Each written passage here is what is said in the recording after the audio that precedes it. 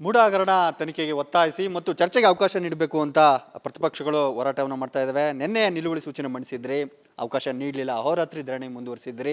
ಇವತ್ತು ನಿನ್ನೆ ಮುಗಿದಿದೆ. ಇವತ್ತು ಮುಂದಿನ ಹೋರಾಟ ಹೇಗಿರುತ್ತೆ? ಇವತ್ತು ಕೂಡ ಅಜೆಂಡಾ ಪ್ರಕಾರಕ್ಕೆ ಅವಕಾಶ ಕೊಡ್ತೀರಾ ಅಥವಾ ಹೋರಾಟ ಕಂಟಿನ್ಯೂ ಮಾಡ್ತೀರಾ?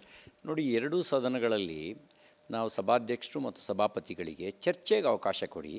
ನೀವು ನಿಲುವಳಿ ಸೂಚನೆ ಮೂಲಕ ಚರ್ಚೆಗೆ ತಗೊಳ್ಳೋಕ್ಕಾಗಲ್ಲ ಅಂತ ನಿಮ್ಮ ಭಾವನೆ ಇದ್ದರೆ ಬೇರೆ ರೂಪದಲ್ಲಿ ಚರ್ಚೆಗೆ ಕೊಡಿ ಅಂತ ಕೇಳಿದ್ವಿ.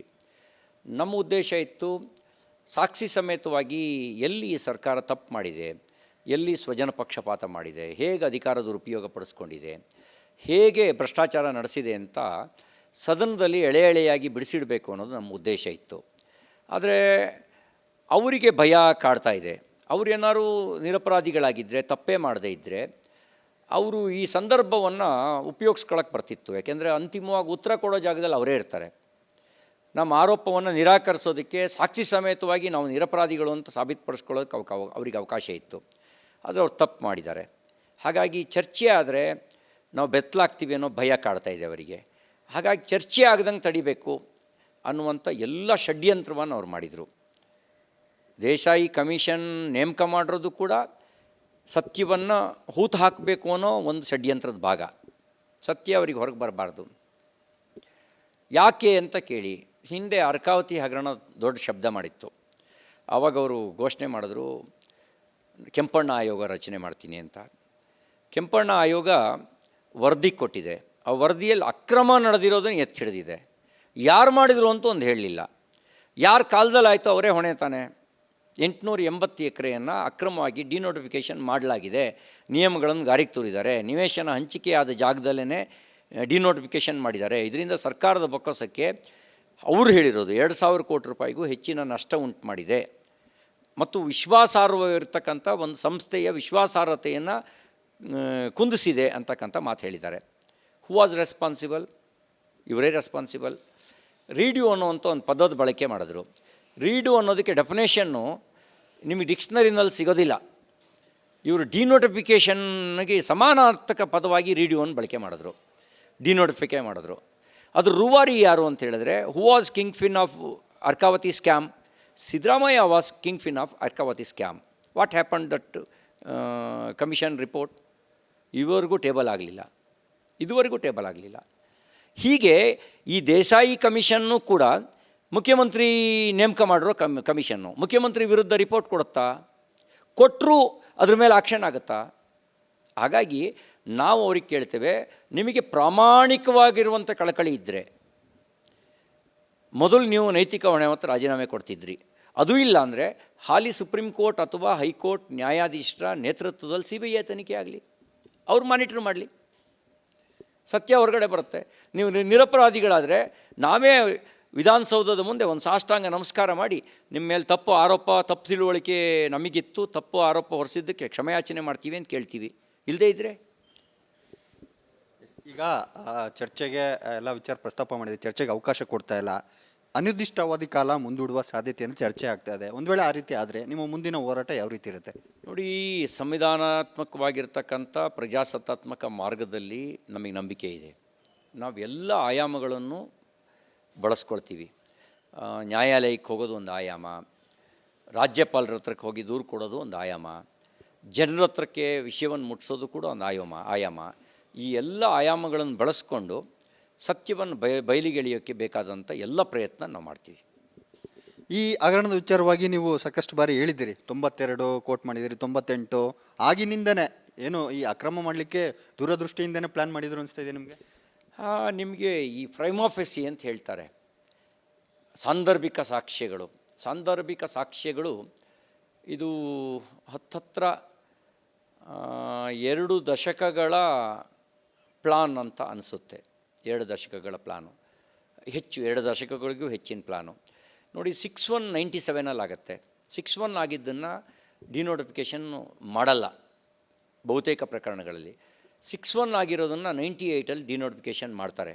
ಆದರೂ RTCಯಲ್ಲಿ ಮೂಢ ಅಂತಲೇ ಬರುತ್ತೆ. ಡೆವಲಪ್ಮೆಂಟು ಆಗುತ್ತೆ ಆ ಏರಿಯಾದ್ದು. ನಿವೇಶನ ಹಂಚಿಕೆಯೂ ಆಗುತ್ತೆ. 2003ರಿಂದಲೇ ನಿವೇಶನ ಹಂಚಿಕೆ ಆಗಿದೆ. ಅದರ ದಾಖಲೆಗಳು ನಮ್ಮ ಹತ್ರ ಲಭ್ಯ ಇದ್ದಾವೆ. ಇದೇ ಜಾಗದಲ್ಲಿ ನಿವೇಶನ ಹಂಚಿಕೆ ಆಗಿರೋದು. 2004ರಲ್ಲಿ ಇವರು ಬಾವು ಮೈದಾ ಖರೀದಿ ಮಾಡ್ತಾರೆ, 5,92,000 ರೂಪಾಯಿ ಖರೀದಿ ಮಾಡ್ತಾರೆ. 92-93ರಲ್ಲಿ ಡೆಪಾಸಿಟ್ ಇಟ್ಟ ಹಣ ಬಡ್ಡಿ ಸೇರಿ 10 ಲಕ್ಷದ ಮೇಲಾಗಿರುತ್ತೆ, ಅದನ್ನೂ ತೊಗೊಂಡ್ರೆ ಇದಕ್ಕಿಂತ ಜಾಸ್ತಿ ಹಣ ಸಿಗ್ತಿತ್ತು. ಅಲ್ಲೊಂದು ಅಕ್ರಮ. ಎರಡನೇದು ಡೆವಲಪ್ಮೆಂಟ್ ಆಗಿರೋದು, ಬಡಾವಣೆ ಆಗಿರೋದನ್ನು ಕೃಷಿ ಭೂಮಿ ಅಂತ ತೋರಿಸೋದು ಎರಡನೇ ಅಕ್ರಮ. ಕೃಷಿ ಭೂಮಿ ಅಲ್ಲದೇ ಇರೋ ಜಮೀನನ್ನು ಅನ್ಯಕ್ರಾಂತ ಮಾಡಿಸೋದು ಮೂರನೇ ಅಕ್ರಮ. ಆ ಎಲ್ಲ ಸಂದರ್ಭಗಳಲ್ಲಿ ಸಿದ್ದರಾಮಯ್ಯನವರು ಮೈಸೂರು ಜಿಲ್ಲೆ ಉಸ್ತುವಾರಿ ಸಚಿವರಾಗಿರ್ತಾರೆ ಮತ್ತು ಉಪಮುಖ್ಯಮಂತ್ರಿ ಆಗಿರ್ತಾರೆ. ಈ ಎಲ್ಲ ಸಂದರ್ಭಗಳಲ್ಲಿ ಮೊದಲು ಜೆ.ಎಚ್. ಪಟೇಲ್ ಮುಖ್ಯಮಂತ್ರಿ, ಇವರು ಉಪಮುಖ್ಯಮಂತ್ರಿ. ಎರಡನೇ ಸಂದರ್ಭಗಳಲ್ಲಿ ಧರ್ಮಸಿಂಗ್ ಮುಖ್ಯಮಂತ್ರಿ, ಇವರು ಉಪಮುಖ್ಯಮಂತ್ರಿ. ಇದಾದಮೇಲೆ 2010ರಲ್ಲಿ ಗಿಫ್ಟ್ ಡೀಡು ಇವ್ರ ಬಾಮೈದ ಇವ್ರ ಮನೆಯವರಿಗೆ ಗಿಫ್ಟ್ ಡೀಡ್ ಕೊಡ್ತಾರೆ, ಶ್ರೀಮತಿ ಪಾರ್ವತಮ್ಮನವರಿಗೆ. ಆಗಲೂ RTCಯಲ್ಲಿ ಮೂಢ ಅಂತಲೇ ಇದೆ, ಆಗಲೂ ಮೂಢ ಅಂತಿದೆ. 2013ರಲ್ಲಿ ಇವರು ಚುನಾವಣೆ ನಿಲ್ತಾರೆ. ಅಲ್ಲಿಯ ಪ್ರಮಾಣ ಪತ್ರದಲ್ಲಿ ಇದನ್ನು ಕಾಣಿಸೋದಿಲ್ಲ. Representative of people's act section 125A ಹೇಳುತ್ತೆ, ಈ ರೀತಿ ದಾಖಲೆಗಳನ್ನು ಮುಚ್ಚಿಡೋದು 6 ತಿಂಗಳು ಸಜೆ ಮತ್ತು ದಂಡಕ್ಕೆ ಕಾರಣ ಆಗುತ್ತೆ ಅಂತ ಹೇಳುತ್ತೆ. ಅಲ್ಲೂ ತಪ್ಪು ಮಾಡಿದ್ದಾರೆ. 2018ರ ಚುನಾವಣೆಯಲ್ಲಿ ಇದನ್ನು ಕೃಷಿ ಭೂಮಿ ಅಂತ ಕಾಣಿಸ್ತಾರೆ. 2005ರಲ್ಲೇ ಇವರು ಬಾಮೈದ ಕನ್ವರ್ಷನ್ ಮಾಡಿ ಇವ್ರಿಗೆ ಗಿಫ್ಟ್ ಇಟ್ಟು ಕೊಟ್ಟಿದ್ದನ್ನು ಕೃಷಿ ಭೂಮಿ ಅಂತ ಕಾಣಿಸ್ತಾರೆ. ಮತ್ತೊಂದು ತಪ್ಪು ಮಾಡಿದ್ರು. ಆಗ ಬರೀ 25 ಲಕ್ಷ ಅಂತ ಇದ್ರ ವ್ಯಾಲ್ಯೂಯೇಷನ್ ಕಟ್ತಾರೆ. 2023ಕ್ಕೆ ಕನ್ವರ್ಷನ್ ಅಂತ ಕಾಣಿಸ್ತಾರೆ, 8 ಕೋಟಿ ತೋರಿಸ್ತಾರೆ. ಈಗ ಕ್ಲೈಮ್ ಮಾಡ್ತಿದ್ದಾರೆ 65 ಕೋಟಿ ಕ್ಲೈಮ್ ಮಾಡ್ತಿದ್ದಾರೆ ಮಾನ್ಯ ಮುಖ್ಯಮಂತ್ರಿಗಳು. ಅವ್ರು ಕ್ಲೈಮ್ ಮಾಡೋ ಜಾಗದಲ್ಲಿ ಇಲ್ಲ, ಅವ್ರು ಕೊಡೋ ಜಾಗದಲ್ಲಿದ್ದಾರೆ. ಲಕ್ಷಾಂತರ ಜನ ರೈತರು, ಅವ್ರು ಸಿದ್ದರಾಮಯ್ಯನವರಷ್ಟು ಪ್ರಭಾವಶಾಲಿಗಳಲ್ಲ, ಅವ್ರ ಕುಟುಂಬದಲ್ಲಿ ಯಾರೂ ಮುಖ್ಯಮಂತ್ರಿಗಳಿಲ್ಲ. ಅವರು ತಬರನ ಕತೆ ರೀತಿಯಲ್ಲಿ ಚಪ್ಪಲಿ ಸವಸ್ಕೊಂಡು ಓಡಾಡ್ತಿದ್ದಾರೆ. ನೀವು ಕೊಡೋ ಜಾಗದಲ್ಲಿದ್ದೀರಿ.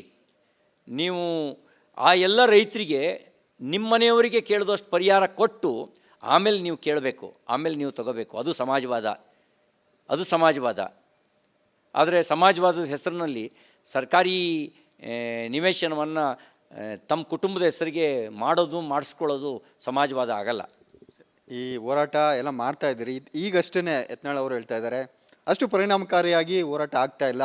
ಹಿಂದೆ ಕೂಡ ಕೆಲವು ಹೊಂದಾಣಿಕೆಗಳಾಗಿತ್ತು, ಈ ಹೋರಾಟ ಕೂಡ ಹೊಂದಾಣಿಕೆ ಮುಖಾಂತರ ಅರ್ಧಕ್ಕೆ ನಿಲ್ಲಿಸ್ಬಿಡ್ತಾರೆ ಅಂತ ಯತ್ನಾಳ್ ಅವರು ಆರೋಪ ಮಾಡ್ತಾರೆ. ಹೌದಾ? ಆ ರೀತಿ ಆಗುತ್ತಾ? ನಿರಂತರವಾಗಿ ಹೋರಾಟ ಮುಂದುವರಿತಾ?